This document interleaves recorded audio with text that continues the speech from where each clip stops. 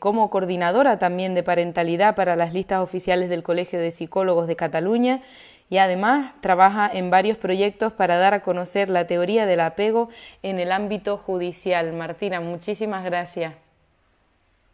Hola, ¿qué tal? Buenas tardes. Muchas gracias por invitarme, por estar aquí a pesar de todos los problemas, todos los que nos están viendo. Y bueno, decir que es un honor participar en estas jornadas y también una responsabilidad, ¿no? Porque me han dejado mis compañeros el listón muy alto. Hablar después del magistrado Pascal Artuño es una responsabilidad. A partir de ahí todo va para abajo. Pero bueno, intentaremos explicar un par de ideas muy básicas y acabemos que estamos ya todos cansados, ¿de acuerdo? Por cierto, no quería, el magistrado Pascal Ortuño es demasiado humilde y no quiere presentar su propio libro, pero yo no me resisto, lo siento mucho.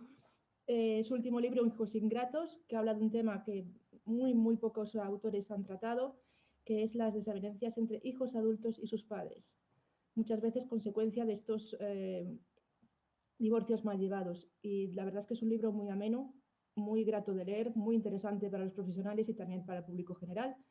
Y no quería dejar de recomendarlo.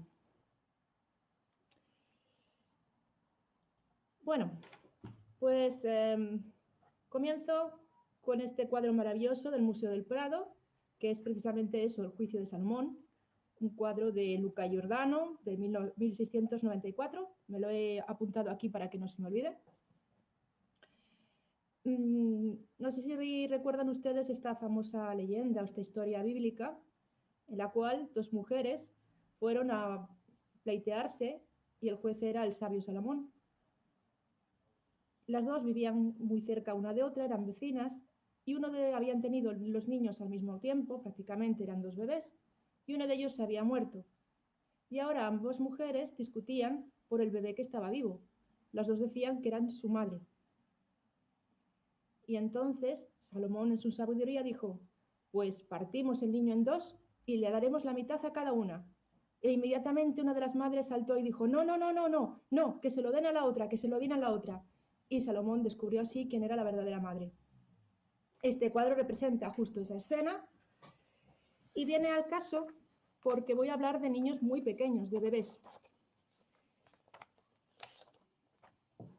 Creo que en estos momentos hay una verdadera epidemia, una verdadera pandemia de divorcios que va siguiendo a la epidemia en todos los países en los cuales la incidencia ha sido grave y en los cuales han estado confinados. Después hay otra pandemia de divorcios.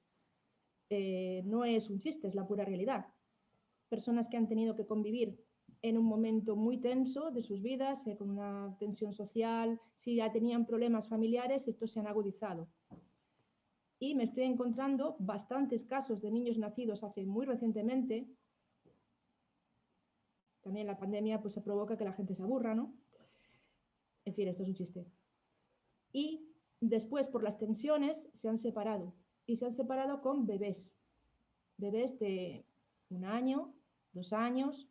A ver, siempre ha habido parejas que se separan a raíz de tener un hijo, porque la idea esta de que voy a tener un hijo para ver si arreglamos nuestra relación de pareja es un absurdo. Un hijo lo que hace es complicarlo todo más. Un hijo es un estresor de primer orden. Entonces, las parejas que ya tienen tensiones, la peor idea que pueden tener es un hijo. Todas las tensiones se triplicarán. Si además le añades un confinamiento, pues ya salta por los aires. Entonces, siempre ha habido problemática de parejas que se han separado con bebés, bastantes, pero es que este año está siendo, o al menos mi experiencia particular es que me están llegando uno tras otro.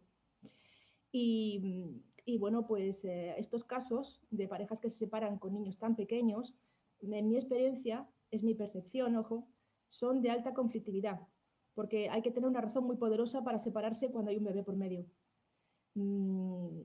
Entonces hay mucho resentimiento, mucha rabia, muchas emociones por gestionar.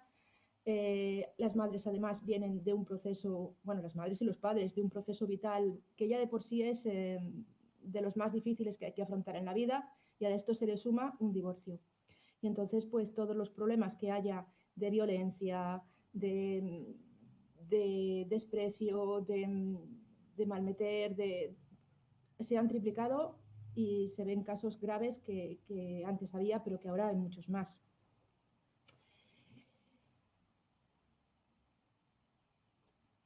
Ahora el problema es cuando la pareja se separa y tenemos un bebé, estamos hablando de, insisto, 0, 1, 3 años. Voy a empezar con los más chiquitines, que son los que a mí más me gustan. ¿Cómo repartimos al bebé? ¿Hacemos como Salomón? ¿Lo partimos en dos? ¿Para ti la pierna, para mí los brazos? ¿Para mí el martes, para ti el miércoles? ¿El jueves para la abuela? ¿El viernes, un viernes sí, un viernes no, te toca a ti, me toca a mí? Si hace unos años nos costó introducir el concepto de custodia compartida porque se entendía que la custodia debería ser materna, y hace 10 años, cuando yo empecé a ejercer como forense, ya venía del ámbito sanitario y comencé como forense, pues lo que luchaban los padres era por tenerla compartida, porque evidentemente necesitan estar con sus hijos y sus hijos necesitan estar con ellos. Y ahora nos encontramos que la compartida se da sin ningún filtro y sin tener en cuenta las circunstancias vitales de la familia y sobre todo sin tener en cuenta las circunstancias vitales de un niño. Que no es que yo esté en contra de la custodia compartida, ni muchísimo menos, todo lo contrario, yo soy coordinadora de parentalidad. Todo lo que sea unir, bienvenido sea, pero hay que tener en cuenta el estadio evolutivo del niño como principal factor para ver si esto es beneficioso o no. Bueno, entonces nos encontramos con que la custodia compartida por semanas no, ya sabemos que no es lo mejor para lo más adecuado como bebés que necesitan un contacto asiduo con los dos progenitores, y lo que vemos son que se plantean custodias compartidas al 50%, dividiendo el bebé por la mitad, un día tú, un día yo. Y esto lo recomiendan incluso expertos en psicología infantil. Me encuentro al contrario, y el contrario es psicólogo infantil, y no ve ningún problema en repartirse así un bebé. Y además he tenido discusiones con compañeros que me dicen, pero si no hay lactancia, ¿qué problema hay? Pues mañana el viernes con papá y el sábado con mamá. Y ya está. Como que fuera un jarrón y lo pudiéramos ir colocando en el estantería que le correspondiera, ¿no? Y luego además tenemos que las vacaciones se quieren dividir por quincenas. Un bebé de un año que 15 días sin ver a papá o 15 días sin ver a mamá. Pues yo lo siento, pero en esto no estoy absolutamente de acuerdo.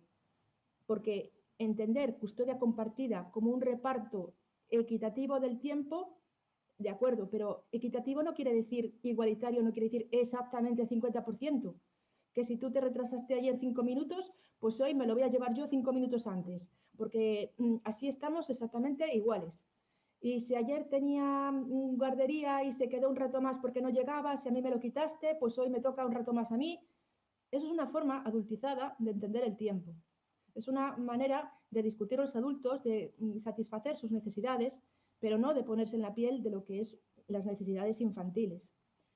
Entonces, tenemos que dar a conocer la teoría del apego para entender cómo funciona la mentalidad infantil.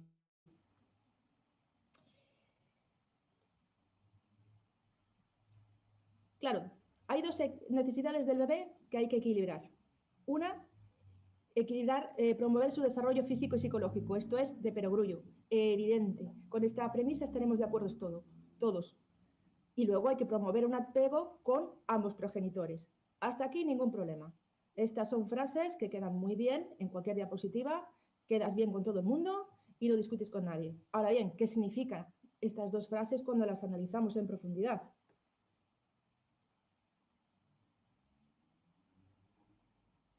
Claro, tenemos un problema, y es que los bebés nacen muy inmaduros. Otra frase de perogrullo. Todos sabemos que el cerebro humano nace completamente inmaduro. Somos la especie mamífera que más inmadura nace. De hecho, precisamente porque el cerebro tiene que crecer, los niños nacen con este pequeño hueco aquí, que es la fontanela, que lo primero que hace el pediatra cuando ve al bebé es hacer así, a ver si la fontanela está bien, se está cerrando, está correcta, porque estas placas óseas tienen que expandirse. ¿Por qué? Porque el cerebro tiene que crecer. Tiene que crecer porque nace muy poco desarrollado. ¿Y por qué nace tan poco desarrollado? Pues por dos razones principales. Porque si naciera con todas las cualidades que tiene que tener un mamífero para sobrevivir, como un perrito. Si los bebés nacieran ya pudiendo andar y casi hablar, pues no podríamos parirlos, tal cual. Sería demasiado grande. El canal de parto es muy estrecho y la cabeza del bebé es muy grande. Esto nos da una cantidad enorme de problemas como especie y provoca que los partos sean en la especie humana extremadamente complicados. Y luego porque el niño tiene la capacidad de aprender. El cerebro crece, pero no de cualquier manera, sino aprendiendo de la experiencia que solo puede tener cuando ya ha nacido. Entonces, si aprende de la experiencia, debemos procurar que esas experiencias sean positivas. Esto debería ser evidente. No me voy a extender, tentada estuve de empezar a poner un montón de diapositivas sobre cómo funciona el cerebro infantil, lo que pasa en estas primeras 2 años que son claves y vitales para el desarrollo del sistema nervioso central, pero dije, bueno, no, esto ya no corresponde, ¿no? Sí que sepan que existe un proceso llamado poda neuronal que va creciendo las neuronas y aquellas dendritas, aquellas conexiones que no son válidas se deshacen según la experiencia vital. Igual la muerte neuronal. Al nacer el niño nace con muchas más neuronas de las que luego tendrá cuando crezca. Mueren esas neuronas y compiten entre ellas para llegar al cerebro. Crecen nuevas neuronas, nacen nuevas neuronas. Antes pensábamos, hasta hace 3 o 4 años se pensaba que no crecían neuronas en el cerebro infantil. Y sí, siguen creciendo y desarrollándose en la espina dorsal. Y tienen procesos, hay 2 procesos que son vitales en los bebés. Uno es la mielinización, es decir, el desarrollo de la sustancia blanca, y otro el desarrollo del sistema límbico, es decir, el sistema emocional, que es, digamos, el cerebro primitivo, lo que nos mueve a actuar como actuamos, donde se procesa sobre todo la ira, el miedo, el placer, las emociones básicas, antes de que lleguen a la corteza cerebral y luego se procesen cognitivamente. Bueno, ya lo sé, esta parte es un rollo, pero aunque sea muy breve es necesario porque hay que entender por qué el niño tiene unas características especiales cuando es bebé. Aquí vemos esta pobre criatura que antes, cuando no existían estos electrodos tan chiquititos, lo que hacían los experimentadores era medir la tasa de succión, de cómo el bebé succionaba el chupete, le ponían unos sensores al chupete y según cómo succionaba, pues se dan cuenta si el estímulo era nuevo o era conocido. Ahora directamente se puede empezar a ver los procesos cerebrales. Aquí la famosa mielina. La mielina o sustancia blanca es como un cable eléctrico, es como lo que recubre las neuronas para que la conducción eléctrica sea eficaz. Esta parte, que es la cabeza, sería la sustancia gris y esta otra parte la sustancia blanca. Pues bien, la sustancia blanca, el mayor desarrollo de la sustancia blanca se da a los 2 primeros años de vida y no acaba hasta los 20. El crecimiento, el desarrollo del cerebro en los 2 primeros años de vida es una de las grandes maravillas de la naturaleza. Nunca más podremos crecer y experimentar y comprender y aprender como en esos 2 primeros años de vida. Y aquí el sistema límbico. Este canal regula las emociones positivas y aquí la amígdala, las emociones negativas. Bueno, insisto, no voy a entrar en más detalles. Si quieren conocer un poco más sobre el cerebro, yo recomiendo este libro, que es francamente es un bestseller por una razón, y es que es bastante didáctico y explica muy bien conceptos que son bastante complicados.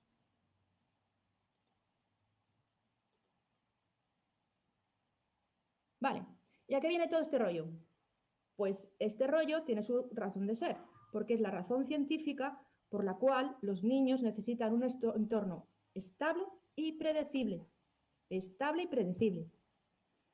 Los bebés cuando nacen no saben si es de día o es de noche. Adquieren la noción de día y noche hacia los 3 o 4 meses, siempre y cuando tenga la experiencia de día y noche, siempre y cuando en su casa haya hábitos de dormir y de levantarse más o menos regulares. Y así con todos los demás hábitos y todas las demás experiencias. Los bebés no tienen sentido del tiempo. Cuando un bebé de 1 año se separa de mamá, se separa para siempre. Para él es para siempre, porque no existe el mañana, existe el aquí y el ahora. Entonces, ¿qué pasa?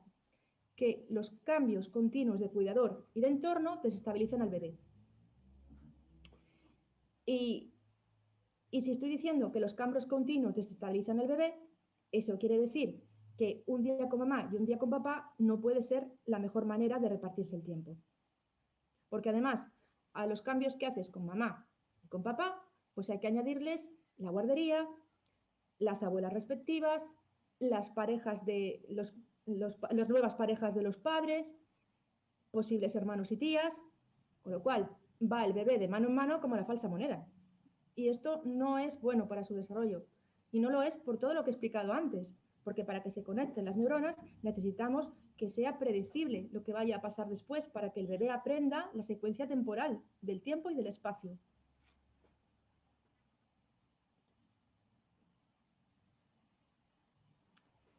Bueno,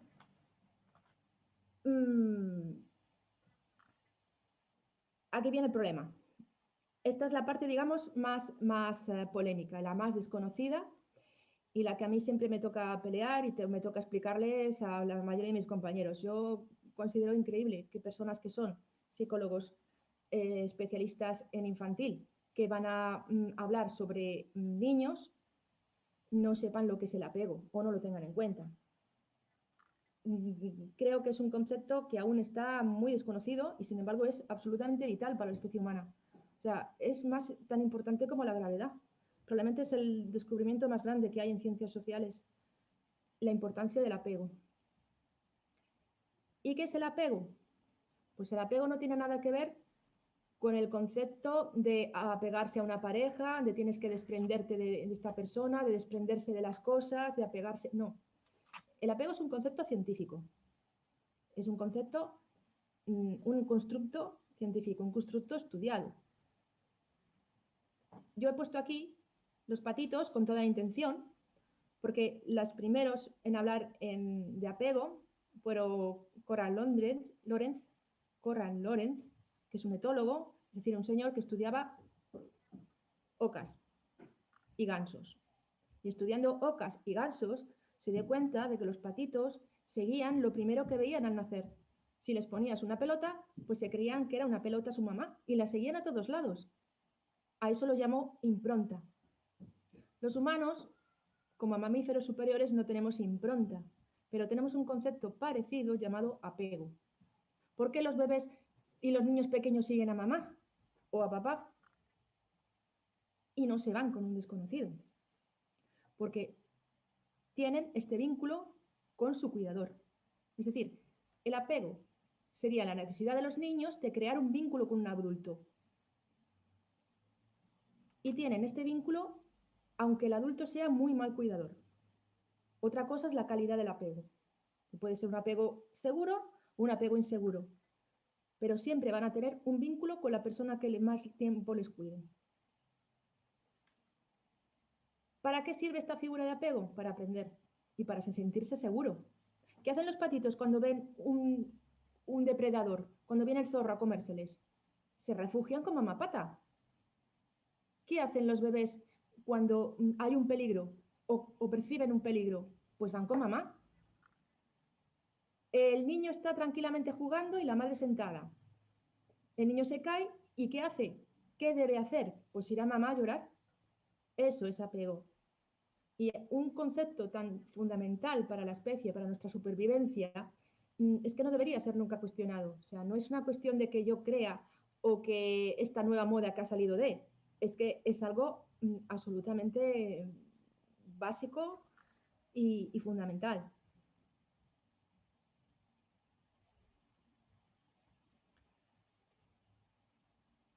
Vale.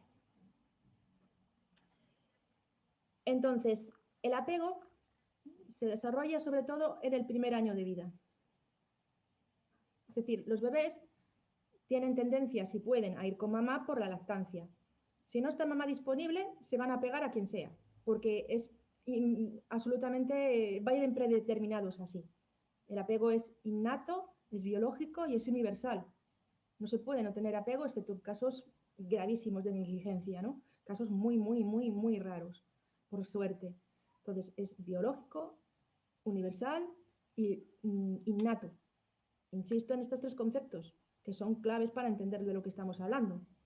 Y el apego se desarrolla hacia un cuidador, máximo dos, que son los principales durante el primer año de vida.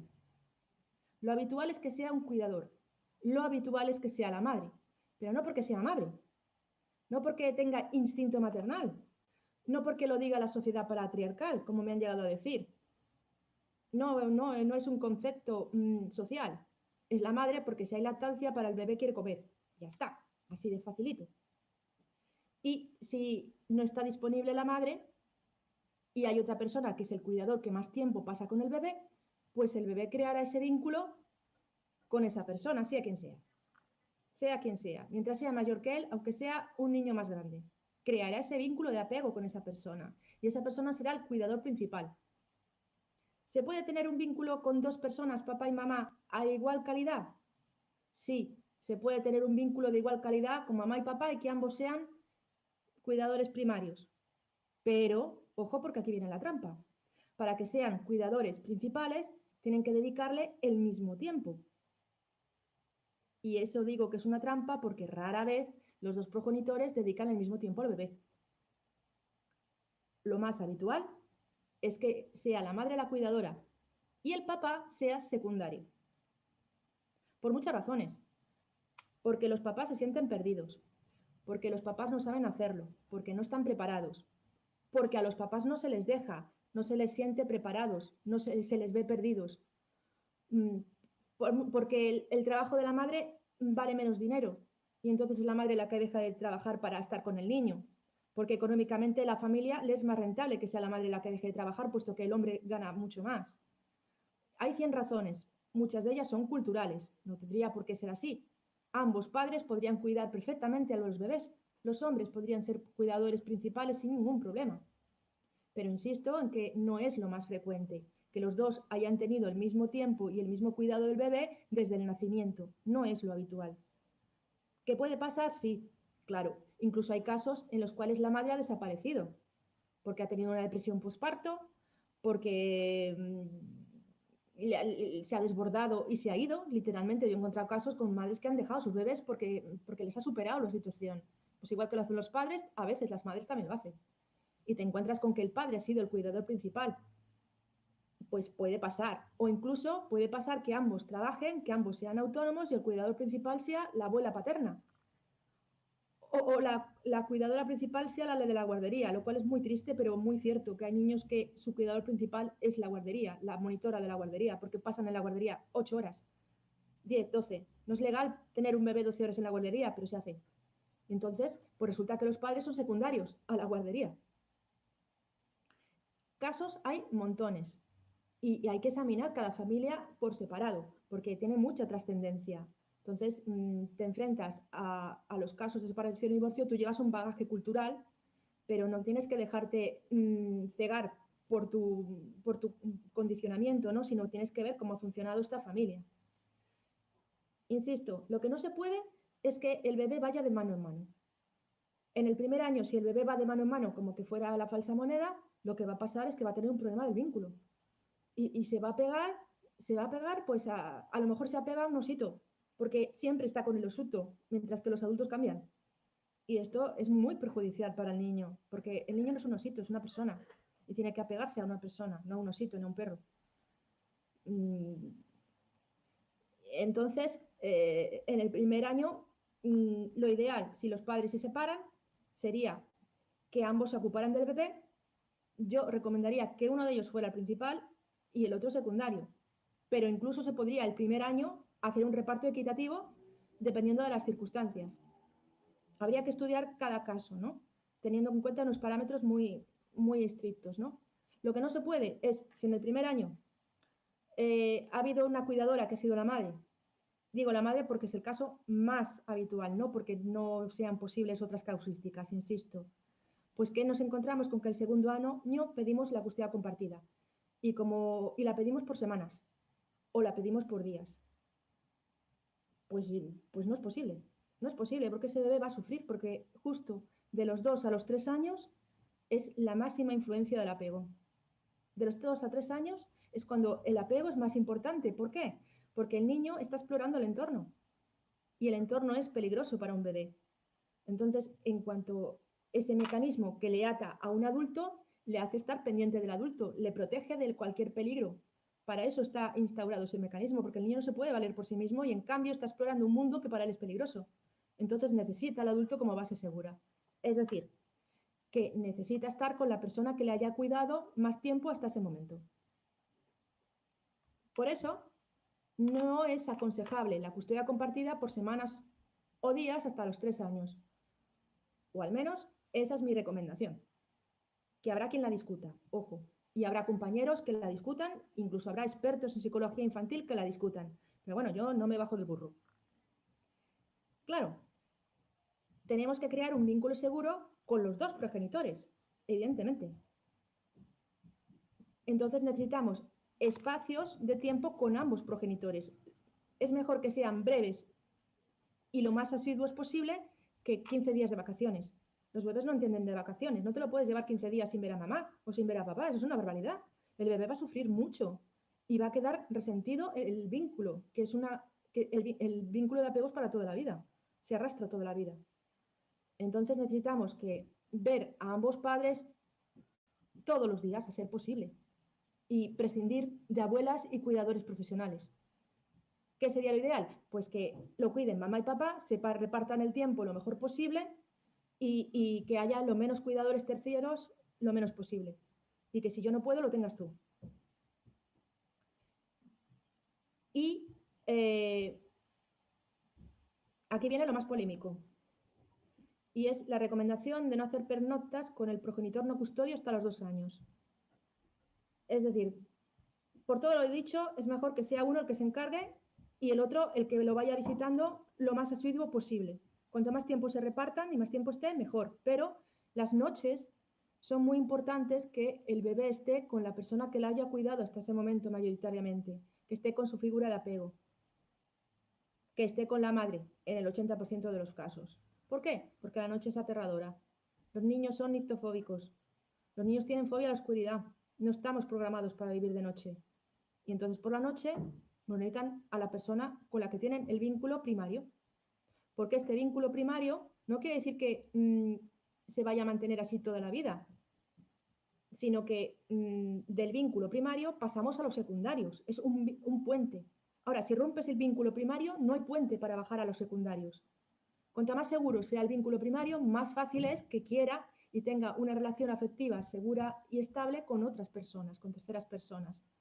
Entonces, solo hay que tener un poquito de paciencia, porque hacia los 3 años, cuando la necesidad de estar tan cerca de ese cuidador principal va disminuyendo, el afecto hacia primario y secundario se va equilibrando. El afecto hacia mamá y papá se equilibra, la necesidad de papá y mamá se iguala.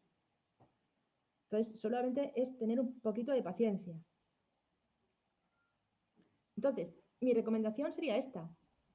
Los 2 primeros años, contactos diarios con los 2 progenitores, pero pernocta con uno de ellos. ¿Por qué? Para que establezca un vínculo de calidad primario con uno, porque a partir del vínculo de calidad con uno se puede hacer un puente hacia los secundarios. Pero si lo cambias y lo mueves para arriba, para abajo, para abajo, para arriba, lo único que haces es marear al niño. Y no consigues que establezca esos vínculos que son imprescindibles. Luego, introduciría una pernocta hacia los 2, luego pernoctas intersemanales, repartos de días a los 4 y hacia los 5 o 6 la custodia por semanas es perfectamente posible. Insisto, no es una hoja de ruta absolutamente inamovible. Habría que ver cada caso, cada familia y bueno, hay un margen, no tiene que ser así estrictamente. Pero es una aproximación a lo que yo consideraría para un bebé lo más adecuado. Insisto que no todos mis compañeros van a estar de acuerdo y desde luego crea mucha polémica. Yo sé que lo que estoy diciendo habrá muchas personas que no estén de acuerdo y lo entiendo. ¿Por qué las pernoctas a los 2 años? ¿Por qué no puedo dormir con el bebé al año? Hombre, puedes. Pero el niño necesita una estabilidad para desarrollar sus procesos cognitivos. Entonces, y las noches, insisto, para un bebé son muy difíciles, son muy aterradoras. ¿De qué te sirve tener al bebé si a mitad de la noche va a llorar porque no está la persona que la ha cuidado hasta ahora? Esta es una pregunta que yo me encuentro muy habitualmente. ¿Por qué con la abuela sí y con papá no? ¿Por qué puede ir con tu madre y no puede ir conmigo? Pues es verdad, tiene mucha razón. Es verdad. Es preferible que sea papá el cuidador cuando tú no puedas o cuando papá no pueda, que sea la madre la cuidadora, no un tercero. Es verdad. Pero para eso necesitan llevarse medianamente bien y tener un mínimo de comunicación, cosa que cuando han roto y han roto con un bebé por medio es muy complicado, porque hay que gestionar muchos afectos y muchos problemas y las emociones están a flor de piel. Y bueno, ya hemos visto, nuestros dos compañeros nos han hablado de toda la problemática que hay con niños mayores cuando el niño es bebé y hay una ruptura muy reciente, una ruptura que normalmente a esa edad siempre son traumáticas. Rara vez una pareja se separa de mutuo acuerdo y como amigos con un bebé en medio, pues mucho más problemático, ¿no? Luego, otra pregunta que me hacen mucho los padres. ¿Por qué si yo estoy igual capacitado que la madre, por qué tiene que tener la madre más tiempo que yo? Pues yo lo explico una y otra vez, una y otra vez y una y otra vez, porque no es cuestión de la capacidad parental del padre, no es una cuestión de que el padre esté más o menos preparado o sea más o menos competente, es que el niño necesita estabilidad. Y ya, y ya insisto, que me dicen, ¿es que está usted en contra de la custodia compartida? No, pero no es lo mismo un bebé de 3 meses que un niño de 3 años que un chaval de 13. Las necesidades son distintas, hay que adaptarse. Y luego la pregunta que nadie hace, pero que todo el mundo piensa, todos los padres piensan.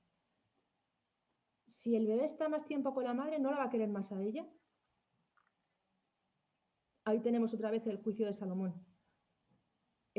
La va a querer más a ella el, el miedo a perder el niño, que es un miedo muy natural, yo lo entiendo, pero no es verdad, no es falso. Por mucho que el cuidador primario sea el principal durante los 3 primeros años de vida de un bebé, eso no quiere decir que después sea la persona más importante en su vida. En absoluto, en absoluto. Pero es que es una cuestión de supervivencia. Simplemente necesita tener a alguien cerca. No, no la querrá más a ella por haber estado más tiempo con ella los 3 primeros años de vida. No, al contrario. Contra más seguro sea el vínculo con su madre, más fácil, con su madre o con su cuidador principal.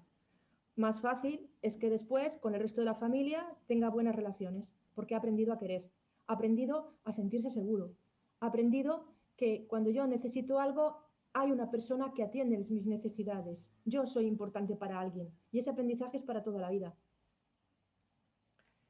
Y hay un sentimiento de injusticia en los padres y repito que lo entiendo, que es injusto, sí, es injusto, la biología es injusta. Y vuelvo a decir que hablo de padres y madres porque el esquema social nos dice esto, que la mayor parte de veces es la madre la cuidadora principal, no porque tenga que ser así, ni porque sea siempre así, ni porque los padres no puedan hacerlo de otra manera, al contrario. Entiendo el sentimiento de injusticia, de pensar, y ahora esta se va con otro y ese otro va a hacer de padre de mi hijo y lo va a ver más que yo. Pues sí, es injusto, es completamente injusto. Por eso instauramos la custodia compartida, pero hay ciertos límites que no podemos trasvasar. Por eso instauramos la custodia compartida, para que tuvieran tiempo los niños de estar con los dos padres, porque necesitan a los dos padres, porque los dos padres les enseñan cosas distintas, porque los dos padres son necesarios para la sensación de sentirse parte de una familia, pero hay condicionantes. Es decir, que no es que no entienda la postura del otro progenitor, la entiendo perfectamente. Solamente hay que tener un poquito de impaciencia y ya está. Y estar ahí. Y lo que no se puede es, si digo que un día tú y un día no es perjudicial, decir que ahora va a estar con la madre y verá al padre una vez cada 15 días, eso es nefasto, evidentemente. Eso es nefasto, eso no se puede hacer. Una vez cada 15 días, un fin de semana con papá, eso es lo peor, el peor sistema de reparto posible, porque va a sufrir el niño, va a sufrir el padre y va a sufrir la madre. El niño va a sufrir porque le quitas a la persona que le da seguridad, que es su madre. El padre va a sufrir porque el niño no va a estar bien con él y va a sufrir por no ver a su hijo. Y el niño va a sufrir porque, o sea, y la madre va a sufrir porque cuando no tenga a su hijo sabe que va a estar mal. Es nefasto para todas las partes. Es que es un puzzle, si ya es difícil cuando vives con una persona compatibilizar el trabajo, la familia, cuando además están separados y hay que compatibilizar el trabajo tuyo, el trabajo mío, la familia tuya, la familia mía, la guardería y el bebé, es un caos, es un puzzle extraordinariamente difícil, un puzzle que a lo mejor no tiene una solución universal, no tiene la misma solución para todo el mundo. Pero hay que ser empático con el bebé y no intentar ver las necesidades infantiles desde mi punto de vista adulto, porque entonces estoy siendo egoísta, estoy siendo acaparador, que es una de las quejas que tienen muchas veces los padres, la madre la está acaparando.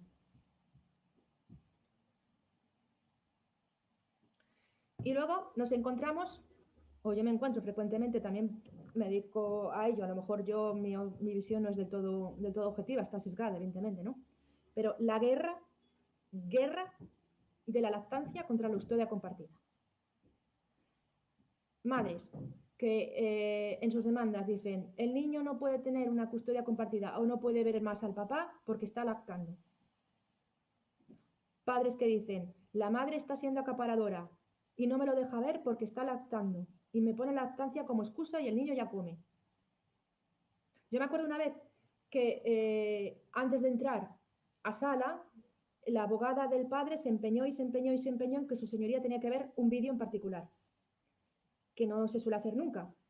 Y su señoría ya le picó la curiosidad y tanto insistió la abogada en decir que aquel vídeo era importantísimo, le picó la curiosidad y dijo, bueno, pues enséñmelo, pero en sala no. Aparte que yo lo vea, ver y decido si esto se enseña en sala o no. Y bueno, salía la juez bufando como un gato. Y nos enteramos luego por la secretaria, que las secretarias a veces son un poco cotillas, tengo que decirlo. Buenas personas, muy trabajadoras, pero a veces un poco cotillas. Pues nos enteramos que el famoso vídeo de vital importancia era un niño de 3 años que hacía lactancia, era un niño que comía macarrones, comiendo macarrones.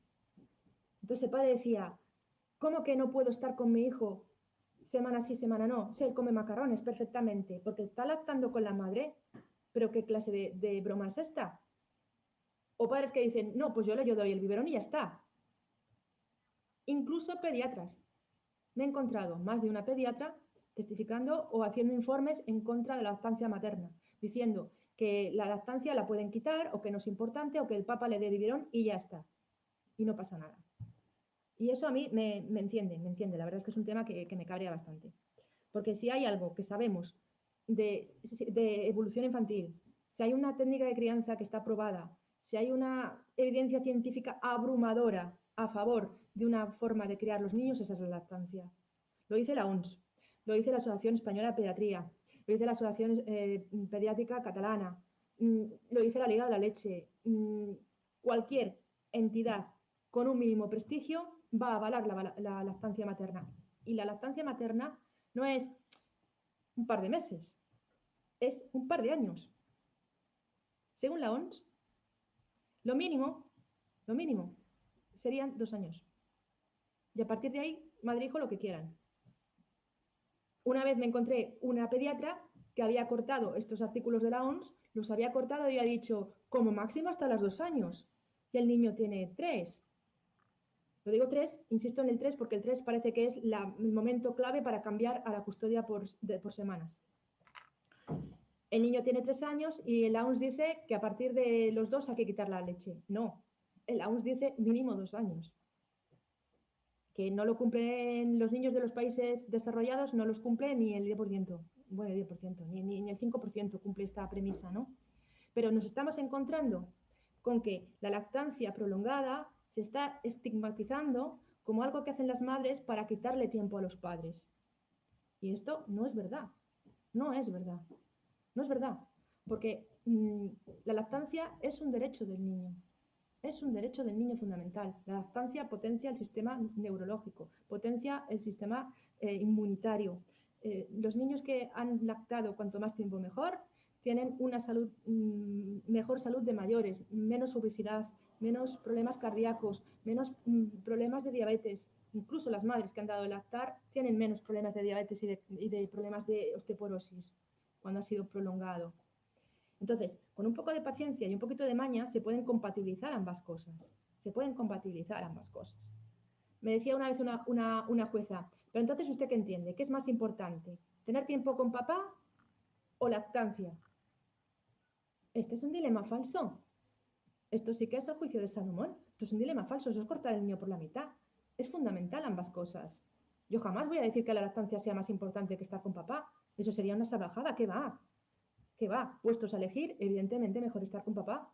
Mejor tener el biberón y tener a los dos padres. Eso es evidente. Ahora, con un poco de empatía y un poco de paciencia se pueden tener ambas cosas. Porque además la lactancia es muy flexible. Semana sí, semana no, si tú le dejas al bebé a la otra persona una semana, la leche se va a cortar, se acabó la lactancia. Eso sí que es cierto. Pero un día, 2 días, aguanta. Incluso una de las razones para no meter pernoctas es decir que el niño hace lactancia nocturna y que el niño por la noche pide su teta, que es lo natural y es lo que tiene que ser y es lo bueno. Pero a partir de cierta edad, 2 años, cuando introducimos la pernocta, bueno, es perfectamente posible mantener lactancia diurna y quitar la nocturna. Y es perfectamente posible que se acostumbre el niño a partir de cierta edad, insisto, a partir de los 2 años o así, que sepa que con mamá hay teta y con papá no hay teta. Y se acostumbra y ya está. A cierta edad, cuando el sistema límbico ha madurado, no antes. Es que aquí lo que marca el progreso es la evolución del niño, nada de la de los padres, no las necesidades de los padres. Que sí, que la custodia compartida por semanas es más cómoda, pues sí, pero pues hay que adaptarse, es lo que hay. Tener un bebé no es cómodo, no elegiste esta opción vital por comodidad, desde luego. Pues con un poco de empatía y un poco de buena voluntad y un poco de paciencia se puede tener lactancia y se puede tener a papá. Me he encontrado también los casos al contrario, ojo, que no quiero ser yo aquí que me tachen de lo que no soy. Me he encontrado mujeres que utilizan la lactancia como forma de que no vean a papá. Eso existe. No puede estar con papá porque tiene que lactar o porque el niño lacta. Tampoco es así, porque ya hemos visto que la lactancia es bastante flexible, permite muchas opciones, siempre y cuando la separación no sea muy larga con la madre. Otra cosa es que las madres o sea, los padres cuando se separan, un miedo muy femenino es pensar, este no va a ser un buen padre, porque no ha sido buena pareja, porque yo no me siento bien con él, entonces como no me siento bien con él, porque hemos tenido nuestra historia y ha sido dolorosa, como para mí ha sido doloroso, sin entrar en problemas de violencia de género, que ese es otro tema del que podríamos hablar, bueno, otra jornada, estas son otras jornadas. Descartando violencia de género, simplemente los procesos naturales de separación y divorcio cuando una pareja no se lleva bien, por la razón que sea, porque hay un tercero, porque faltó el amor, por lo que sea. Como yo me he sentido mal con esta persona y me ha hecho sufrir, no es un buen padre. Entonces, como no es un buen padre, tengo este instinto de proteger a mi niño y cuanto menos tiempo esté mi niño con su padre, mejor para el niño.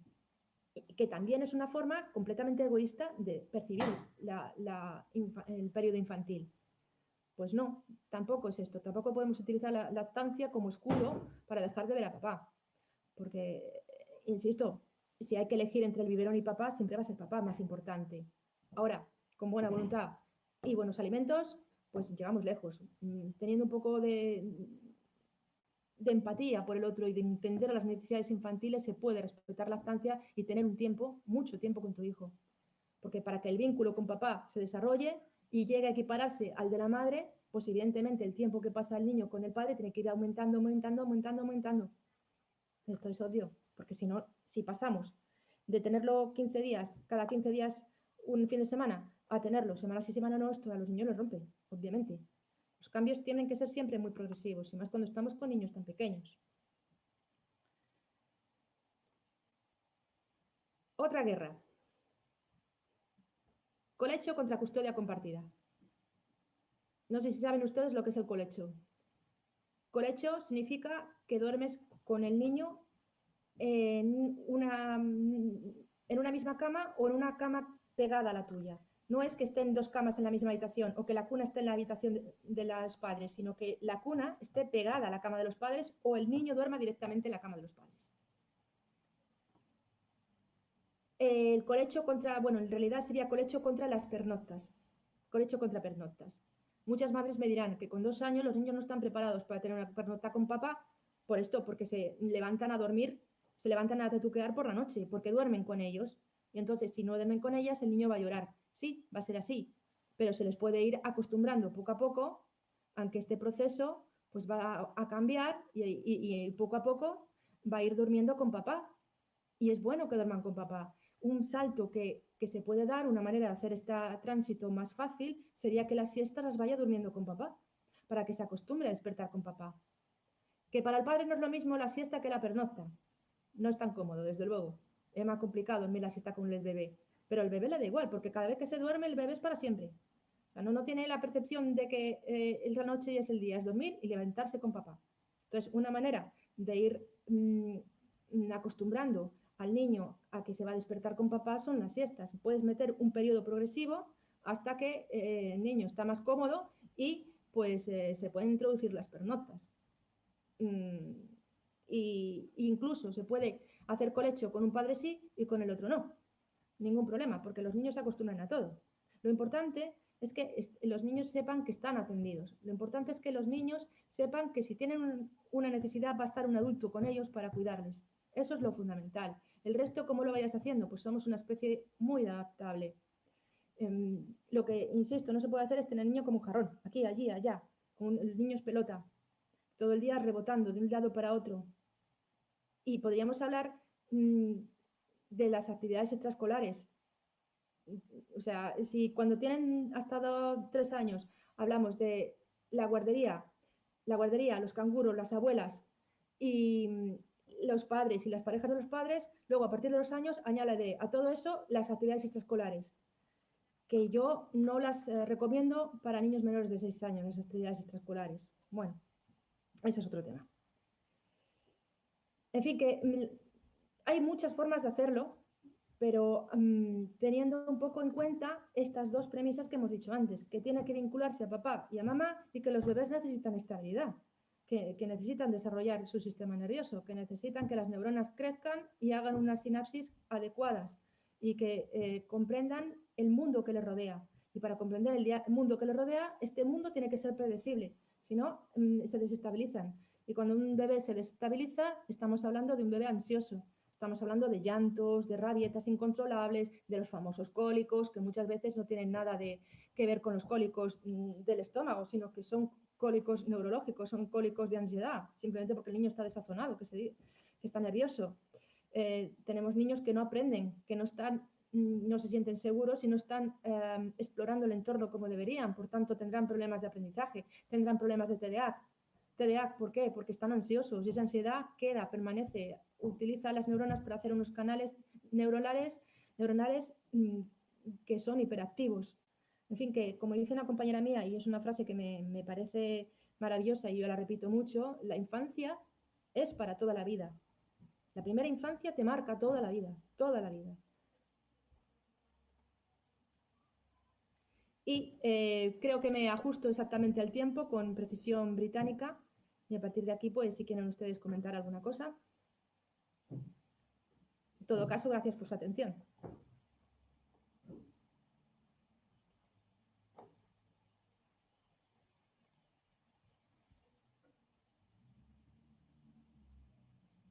Hola, no oigo nada.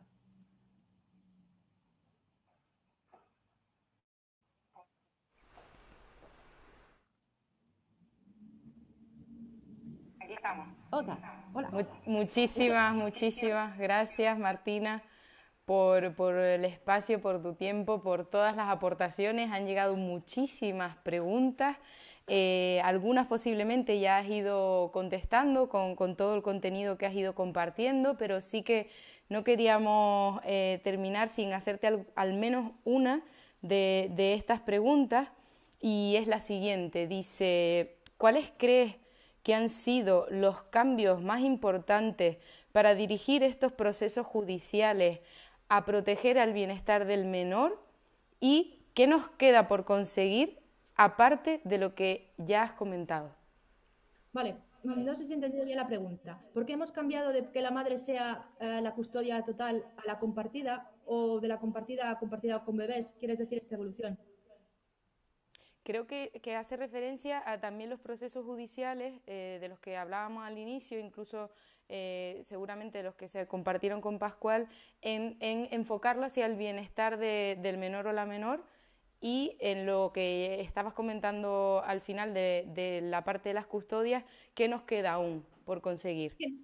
Pues nos queda una batalla, que es mi batalla personal, es mi caballo de batalla personal, que es hacer comprender a las instancias jurídicas las necesidades infantiles, lo que sabemos sobre psicología infantil, que sabemos muy poco, nos queda muchísimo por descubrir. Yo siempre digo que sabemos más de la cara oculta de la luna que de los bebés, pero lo poco que sabemos está probado, entonces es aplicarlo. ¿Y qué nos queda? Pues como sociedad nos queda, bajo mi punto de vista, ojo, que esto es completamente subjetivo, que los hombres se impliquen en la crianza desde el momento cero, no, desde el momento -1, desde que la concepción misma, que se impliquen en la crianza, para que estén perfectamente preparados cuando nace el bebé a ser padres tan competentes como las madres.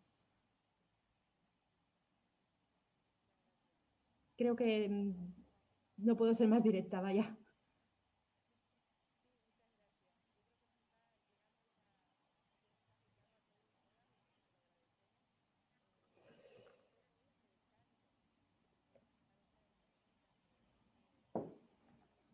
¿Alguna pregunta más?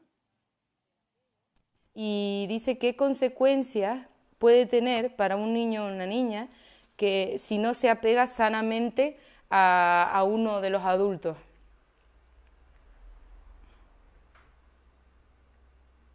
No me piques porque me extenderé y me reñirán. Si empiezo a hablar de lo que es el apego inseguro, me tenéis aquí esta mañana. ¿Qué consecuencias? Terrible. Tarea difícil, concretarlo es muy difícil, lo sabemos. Bien, apego siempre va a haber, salvo en casos gravísimos de negligencia, salvo que sea un niño lobo, y en ese caso el apego es con el lobo, que los ha habido, porque acaso soy para todo. O niños que vienen de orfanatos y han sido completamente abandonados, salvo en esos casos apego hay, siempre, porque el bebé lo necesita.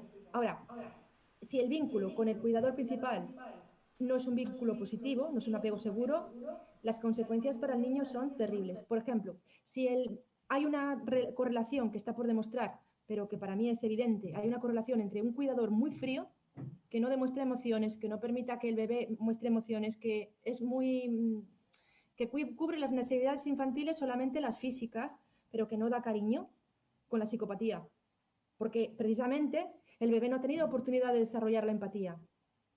Cuando hay malos tratos, estamos hablando de que después la persona adulta puede desarrollar patologías gravísimas. Personalidad límite, problemas con el alcohol y las drogas, problemas para poder luego ser un cuidador competente con sus propios hijos. ¿Cuántas veces nos dice una madre o un padre, no, es que él de pequeño le pegaron, o ella de pequeña, su padre tal? Claro, porque si no has tenido una infancia donde te han enseñado a ser niño, no podrás ser un buen padre, excepto que hagas un proceso importante de reestructuración, ¿no? De pararte a pensar las cosas, pero cuesta.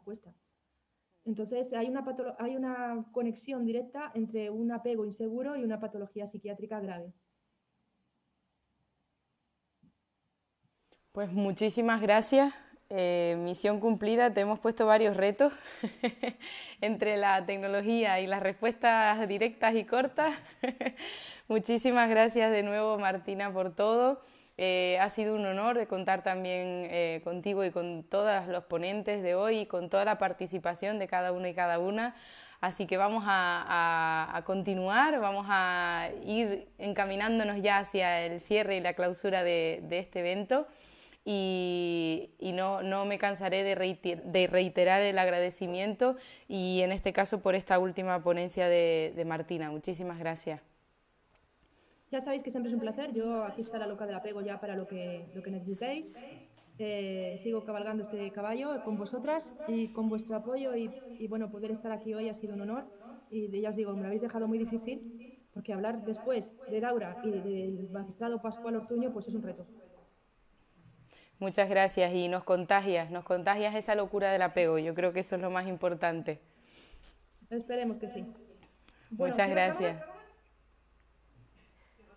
Sí, vamos a pasar ahora a compartir también, tenemos el placer de contar con Antonio Guijarro Espósito, que va a estar ahora mismo acompañado también por Luis García García y Daura Hernández González.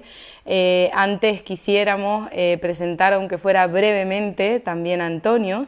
Él es licenciado en Filosofía y Ciencias de la Educación por la Universidad de La Laguna, doctor en Ciencias de la Educación por la Universidad de La Laguna, máster en Educación Especial, Atención a la Diversidad por la Universidad Complutense de Madrid. Además, desde 2017 hasta la actualidad es director de la Unidad Orgánica de Infancia y Familia del Instituto Insular de Atención Social y Sociosanitaria, organismo autónomo dependiente del Cabildo Insular de Tenerife. Entre otros, también desarrolla su labor profesional en un primer periodo como coordinador educativo del Hogar Sagrada Familia, Centro de Protección Infantil dependiente del IAS, y posteriormente como director. Actualmente desarrolla su labor profesional orientada mayoritariamente a la adaptación y cumplimiento de los estándares de calidad en la modalidad de acogimiento residencial dentro del sistema de protección infantil, y asimismo desde el año 2016 hasta la actualidad ejerce también de profesor asociado en el Departamento de Didáctica e Investigación Educativa de la Universidad de La Laguna. Muchísimas gracias, Antonio. Bueno, pues yo en primer lugar, desde luego, muy buenas tardes a todos y a todas. Agradecer, como no podía ser de otra manera, sobre todo pues, a la Asociación Más Familia, la invitación que ha hecho a la Unidad Orgánica de Infancia y Familia del IA para estar en un día tan, pues, yo creo, esencial como este, como es la conmemoración del Día Internacional de la Familia, ¿no? Para nosotros es uno de los eventos más importantes del año, también junto con sobre todo la celebración de la Convención de los Derechos del Niño, el 20N, y evidentemente siempre pues, también como muy bien dice el preámbulo de la Convención de los Derechos del Niño, el papel de la familia es fundamental y así como viene reflejado también en los diferentes artículos de dicha convención, ¿no? Yo muy brevemente, sobre todo por viendo el contenido de sobre todo las ponencias hoy, tremendamente técnicas, muy prácticas, con temas de mucha actualidad, muy complejas a la vez, en donde pues, requiere, la verdad es que un proceso de toma de decisiones muy complejo, que no es nada fácil, con lo cual yo creo que en esto simplemente verlo desde fuera, creo que ha sido un rotundo éxito, sobre todo viendo las ponencias a lo largo del día, ¿no? Yo muy brevemente solo poner el énfasis en dos aspectos que nosotros venimos trabajando desde la Unidad Orgánica de Infancia y Familia. Por un lado está sobre todo el aspecto más esencial, que es trabajar el tema de la promoción y prevención de los derechos de la infancia, y en donde ahí, pues evidentemente, la parentalidad positiva tiene un papel muy representativo a todos los niveles. Nosotros contamos, desde el punto de vista de la promoción de los derechos de la infancia, con el proyecto Conmigo Mis Derechos, donde se desarrolla, pues en este momento, en 23 centros educativos de educación primaria, de quinto y sexto de primaria, en donde se trabajan, pues, una serie de talleres también de defensa de los derechos. Cada año toca un derecho y también se hacen talleres con las familias, con lo cual fundamental porque también sobre todo se pone el énfasis esencial en el aspecto de la parentalidad.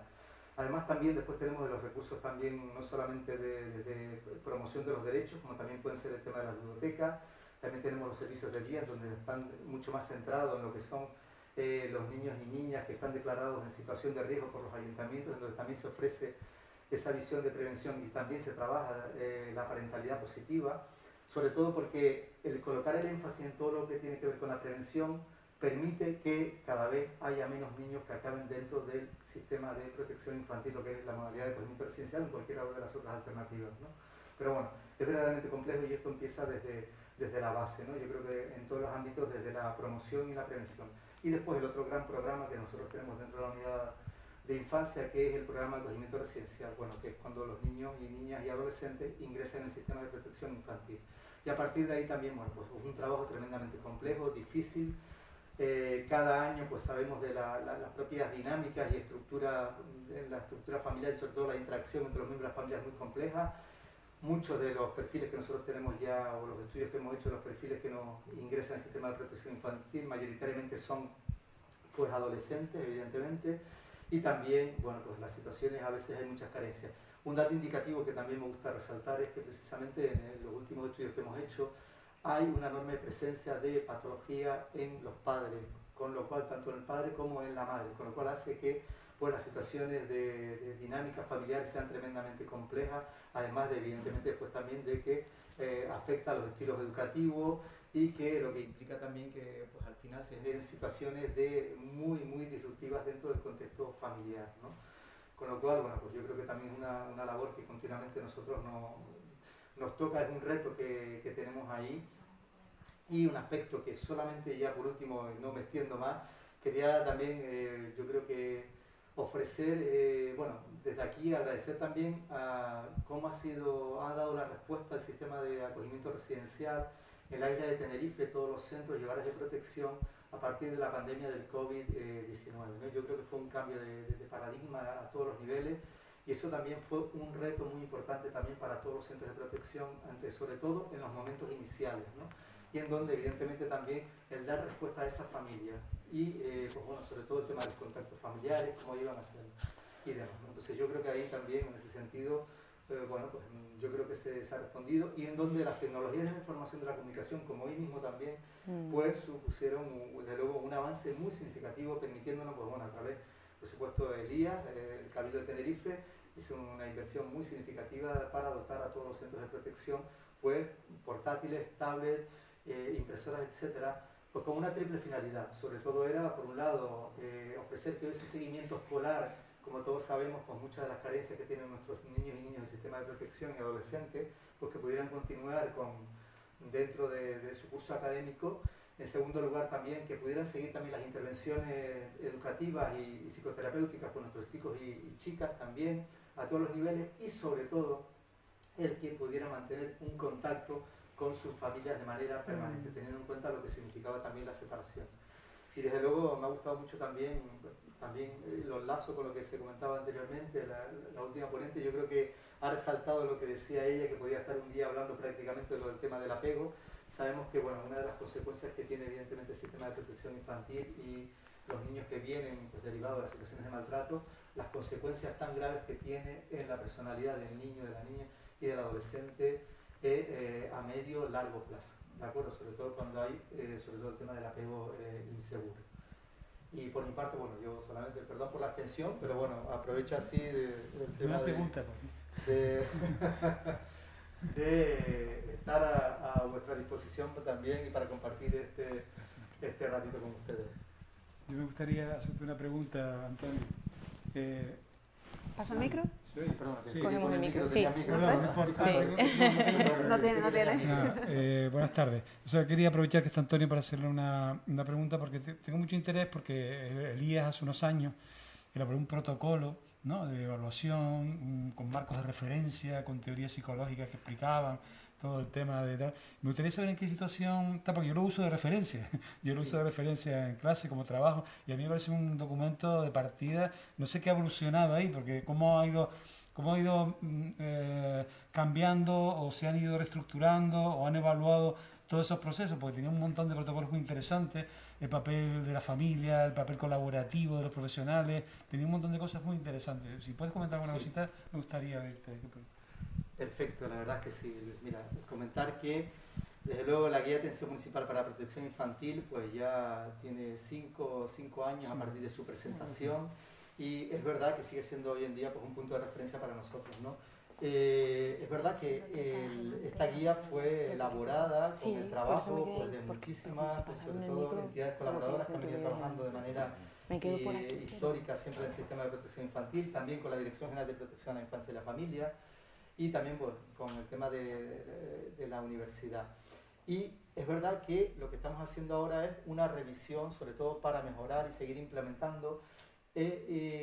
Hicimos un proceso de formación, pues trajimos, como tú sabes muy bien, trajimos a diferentes tipos de ponentes, figuras de referencia no solo nacional, sino a nivel internacional también, para pues, esas 4 líneas de intervención que vienen reflejadas en esa guía, pues todo el personal técnico, sobre todo de los servicios sociales municipales, pues pudieran tener las herramientas adecuadas para trabajar con estas, muchas de nuestras familias que pues, se han convertido ya también en situaciones cronificadas, muy complejas las dinámicas y demás.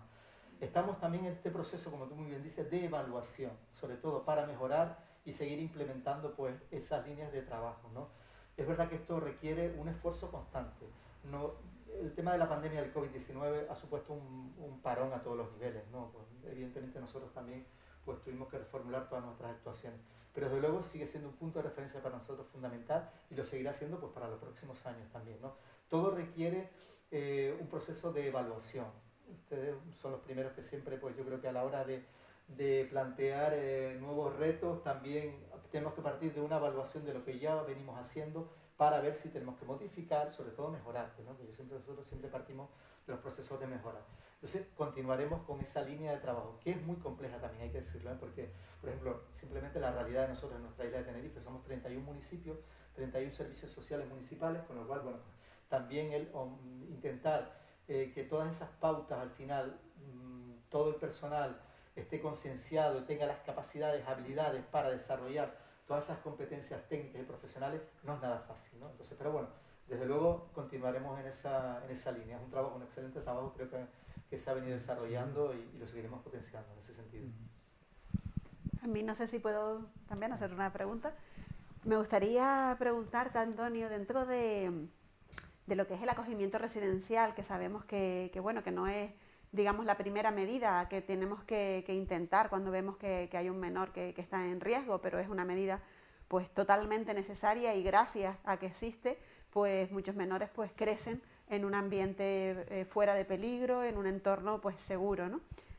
Pero sí que me gustaría saber qué se hace y qué queda por hacer, hacia dónde van, en cuanto a, primero, por un lado, trabajar la reunificación familiar, en aquellos casos que sea lo más conveniente para el menor, y en otros casos, qué se hace en cuanto a la transición a la vida adulta. ¿Qué se está haciendo y qué queda por hacer? Vale, bueno, son varias preguntas. Vale. Bueno, muy bien. Como ustedes saben, la modalidad de acogimiento residencial es una medida de carácter temporal, tal como viene establecida en la Ley 1/97 de Atención Integral Menor, ¿no? Y sobre todo porque bueno, esa idea sobre todo ha sido también plasmada en lo que es la Ley, sobre todo 26/2015, de modificación del sistema de protección a la infancia y a la adolescencia, ¿no? Donde también ahí nos dan desde luego hay una serie de propuestas legislativas muy bien reflejadas respecto a lo que significa el acogimiento residencial, que tiene que quedar, bueno, pues como un segundo plano, y que siempre tiene que prevalecer lo que es el acogimiento familiar, de hecho incluso en los periodos más tempranos de la edad, ¿no? Es verdad que una de las cuestiones que para nosotros supone también un punto de referencia es la mejora en la calidad en los centros de protección, ¿no? Y ahí, pues, desde luego nosotros intentamos establecer lo que es el sistema EQUAR, que son los 20 estándares de calidad establecidos por el Ministerio de Sanidad, Servicios Sociales y Consumo en su época, en el año 2012, y a partir de ahí, bueno, pues intentar implementar todo ese tipo de medidas que vienen establecidas ahí para mejorar la calidad del acogimiento residencial. Siempre debemos de tender a la reunificación familiar siempre que se den las mejores condiciones. Evidentemente, nosotros somos un punto de inflexión dentro de la vida del niño y se tiene que intentar, por encima de todo, que cuando se den las condiciones se produzca a través del tema de la reunificación familiar. A veces esto no es fácil, porque estamos hablando de familias incluso con situaciones cronificadas muy largas, muy complejas, pero bueno, yo creo que esa es la línea. Evidentemente siempre con el acompañamiento de la mejor manera a nuestros niños, niñas y adolescentes. Por otro lado, hay otro tema también muy complejo. Muchos de nuestros chicos, como tú muy bien sabes, nuestros chicos y chicas, la mayoría de los que tenemos en la red de acogimiento residencial, pues son adolescentes, y muchas veces el programa de intervención que tienen ellos establecido, de los 4 programas que tenemos, pues es el plan de autonomía y preparación para la vida adulta, ¿no? También nosotros contamos con pisos tutelados para el tema de cuando cumplen la mayoría de edad. En este momento tenemos 4 y tenemos opciones por un poco también de intentar dar respuesta pues a todos estos chicos y chicas que salen del sistema. Y bueno, también la propia ley 26/2015 de modificación del sistema de protección ya viene ahí reflejado que la propia administración pública también tiene que hacer esfuerzos para intentar preparar a todos estos chicos previamente antes del cumplimiento de mayoría de edad. Tengo que decir que esto también, yo creo que a nadie se nos escapa también la complejidad del año en que estamos, sobre todo por el tema del fenómeno de la inmigración, ¿no? Por un poco todo lo que tenemos de nuestros chicos y chicas también, sobre todo mayoritariamente chicos, menores extranjeros no acompañados, y que también pues, en el último año ha supuesto que pues, hemos ampliado la red de manera significativa para dar respuesta a estos chicos. Y por supuesto también la Dirección General de Protección a la Infancia y a la Familia, que ya a nivel de toda Canarias, pues también ellos han abierto diferentes tipos de centros. Pero desde luego también digo porque esto al final es una realidad que estamos viendo en nuestra propia sociedad y que también desde la propia administración pública debemos dar respuesta. Es verdad que la ley de servicios sociales, lo digo porque también un poco muchas veces hay que enfatizar todos los aspectos legales, bueno pues como quien dice tiene la competencia para dar respuesta a esto es pues la Consejería de Asuntos Sociales, ¿no? La Dirección General de Protección a la Infancia y a la Familia. pero bueno, yo creo que en este caso también intentamos colaborar de la mejor manera posible para poder dar respuesta también a todos estos chicos y chicas, mayoritariamente chicas, que vienen, que proceden pues de la zona ya sea del Magreb o del África subsahariana, ¿no? Y que vienen en unas condiciones muy complicadas. Y enlazo también con un aspecto esencial que tiene que ver con las situaciones que ellos viven, ¿no? de cara a esto. Es decir, estos chicos viven un enorme desarraigo familiar, social, cultural, a todos los niveles, y eso tiene un efecto muy perjudiciales en nuestros chicos y chicas. Debemos tener en cuenta que dejan sus familias atrás, dejan sus compañeros y compañeras de a lo mejor en los colegios, en eso demás, es decir, a nivel cultural también, y todo eso también, ese aspecto lo tenemos que tener muy en cuenta continuamente, sobre todo para facilitar esos contactos familiares, que es lo que se hace a partir de los protocolos que se establecen por parte también de las entidades colaboradoras en un primer momento, cuando se hace la primera acogida para nuestros chicos y chicas. Espero que, sé que a veces me extiendo, pero bueno. No, muy bien, muy bien. Muchísimas gracias. Muchas gracias a cada uno y a Daura también por esas últimas preguntas, que son preguntas que estamos englobando, intentando englobar el máximo, ¿no? Y bueno, muchas gracias. No sé si quieren además ahora Luis o Daura comentar algo o pasamos ya a hacer oficial la clausura. Pero bueno, muchísimas gracias. Creo que nos vamos con un montón de reflexiones y a mí me gustaría destacar este último punto, que al final el lenguaje tiene un impacto muy grande, y has dicho nuestros chicos y chicas, ¿no? Es una cuestión colectiva, ¿no? Nos afecta a todos y a todas, entonces es de agradecer también ese punto, no perderlo. Entonces, Daura, si quieres... Yo tengo micrófono. Gracias. Bueno, yo simplemente para terminar, sí me gustaría destacar 4 ideas, a lo mejor pues Luis, Antonio también tienen otras ideas que quisieran destacar, pero a mí sí me gustaría recuperar distintas cositas, cuatro cosas fundamentales que se han dicho a lo largo del día. Me quedo, por ejemplo, con la idea de tenemos que comenzar a hacer un gran trabajo también, a raíz también de lo que acaba de estar diciendo Antonio ahora mismo. Cuando hablamos de diversidad familiar, tenemos que incluir de forma continua las familias migrantes, cada vez es una realidad mayoritaria en las islas, las familias multiculturales y también las familias con personas con diversidad funcional. También rescatar y enfatizar el protocolo de evaluación de parentalidad positiva, que nos lo deberíamos de poner de reto, de tarea, todas las entidades que trabajamos con familias, pasar por ese protocolo. La Asociación Más Familia lo estamos haciendo, estamos en ese proceso, y es un proceso de evaluación en el que participamos los distintos profesionales, y ya solamente el hecho de pararte, de reunirte, de compartir y comentar qué estamos haciendo bien, en qué tenemos que mejorar, ya forma parte ya del proceso de mejora. Simplemente el tú pararte a puntuar un ítem, una práctica concreta dentro de la parentalidad positiva, eso te hace reflexionar, te hace decir, ay contra, pues es verdad, esto no lo estoy teniendo tan en cuenta como debería, y a partir de ahí lo voy a tener más en cuenta. Entonces el proceso de mejora surge pues espontáneamente, ¿no? Me quedo con el reto marcado también por Pascual Ortuño, coordinación de parentalidad en Tenerife próximamente. Nos ponemos a ello, sabemos que es una tarea pendiente, ya llegó a Canarias, está en Gran Canaria y tiene que estar, por supuesto, en Tenerife. También recuperando la ponencia de Martina, destacar la atención especial a los niños y niñas de 0 a 3 años, es una etapa evolutiva fundamental. Y todos esos conocimientos que tenemos gracias a la psicología evolutiva hay que aplicarlos dentro del juzgado. Y también, por último, pues simplemente comentar que muchas veces, ¿cuántas veces padres, madres separados nos vemos en apuro, nos vemos en necesidad de que necesitamos un apoyo, no llego a tiempo a coger al niño de la guardería, este fin de semana tengo una reunión con no sé cuánto? Bien, pues ¿por qué en vez de tirar de un abuelo o de una abuela no tiramos del otro progenitor? ¿Por qué nos apoyamos más en ocasiones en terceras personas que en el padre o la madre del propio niño o niña? Una última frase, concluyo de verdad.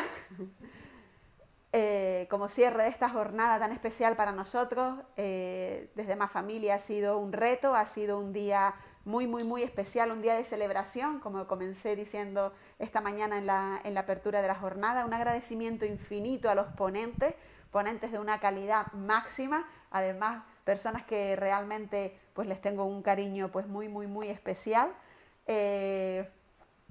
Lo dije también, parte de Más Familia, gran parte de Más Familia ha sido inspirada por estas personas que nos han acompañado hoy a lo largo de este día, y en nuestro recorrido nos seguimos nutriendo de ellos. Muchas gracias. Simplemente decir, es en familia donde aprendemos a amar, pero cuidado, porque es en la familia también donde aprendemos a odiar. No sé si quieres comentar. Muy bien, mira, y sí, por la parte de la UNED, me gustaría que también se los voy a trasladar el tema de los enlaces para desarrollar precisamente muchísimas actividades que están relacionadas con la parentalidad positiva y que, bueno, para todas las familias, también a nivel de las redes sociales, sobre todo en el tema de la página web pues de LIA, pueden ir a acceder, digo porque para todas las personas que nos ven y que nos escuchan, pues ahí también tienen una serie de herramientas educativas también para poder trabajar pues todo lo que tiene que ver con la parentalidad positiva y el tema de la familia, ¿de acuerdo? Que además este año nosotros habíamos también colocado esa importancia especial en lo que es el tema de los diferentes tipos de familias, lo que es la atención a la diversidad de la familia, como tú muy bien decías. O sea, con lo cual, pues muchísimas gracias. Muchísimas gracias. Luis, muy bien. No, nos vamos comunicando con la mirada, seguimos aprendiendo en el momento y bueno, para finalizar, yo creo que ya lo han compartido todo. Muchísimas gracias y creo que es una oportunidad buenísima para hacer de este momento un nuevo punto de partida y seguir dando visibilidad e importancia al trabajo para y desde la familia. Muchísimas gracias. Seguimos.